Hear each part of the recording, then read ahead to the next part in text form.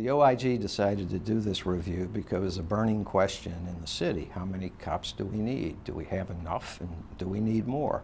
And a lot of our political leadership seemed to be running to a decision without there being any evidence at all. So we decided to do a methodology-based review of the problem.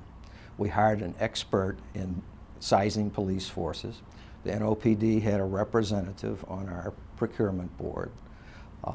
This expert has done similar reviews for the Chicago Police Department and a number of smaller police departments. One of the things we wanted to do was to, in a detailed way, lay down all the resources, personnel resources the NOPD has and how they're employed. We used the May 2013 Manpower Report to do that.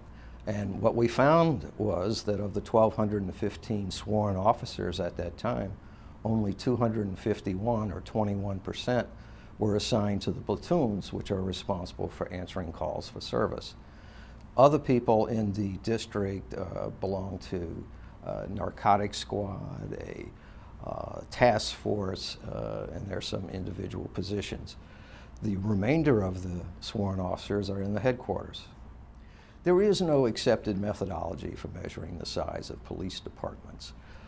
We used an expert in the field, as I said, who had done the same work for Chicago and a number of smaller cities. And what you do, the only thing that is quantifiable is the calls for service.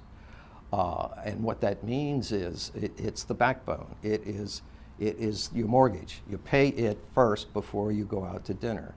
And we're just not meeting that demand with the deployment that we have. What we found was we actually counted them. We began with almost 500,000 calls for service, and we scrubbed it to eliminate calls from one officer to another related to details, duplicates, and that sort of thing. We got it down to 264,000. Well, this review found that there are not enough officers confirming citizen suspicions to answer their calls for service. That's what it found. We found a number of things that the NOPD can do other than hiring officers that would make more officers available for them. One is span of control. We have a sergeant for every 4 patrolmen. The national average is somewhere around 7 or 8 or even higher. The Police Executive Research Forum recommended 1 to 7. So if we had not promoted so many sergeants, patrol officers to sergeant, then we'd have more of them on the street. We must keep in mind, every time we promote someone to sergeant, we lose a patrol officer. So that span of control needs to be managed. We also found that there are a number of positions in NOPD that don't require a badge. We used the criteria of the International Association of Chiefs of Police and identified over 100 positions that could just as well be done by civilians.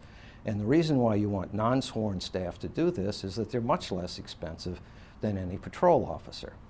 The third thing we found is that they could do things differently. We can reduce the demand on our police officers by dealing with the thorny problem of silent burglar alarms, which most other cities around the country have moved to eliminate as a problem, and by different response to traffic accidents. And there are a number of dimensions to that, but one of them is not sending an officer to the scene if there's no injuries and the vehicles are movable. Some communities allow people to walk into the police stations the next day and file an accident report. Some have websites that permit this. So we can save a lot of officers' time this way. We are short officers on the street, and that's a bad thing. The first duty of any police department is to respond to citizens' calls for service. We can get there. We don't have to hire another 300 officers. We need to hire officers every year, just like a football team, so that we have young people replacing people who leave through attrition. But we do not need to hire an extra 300 police officers to do the work.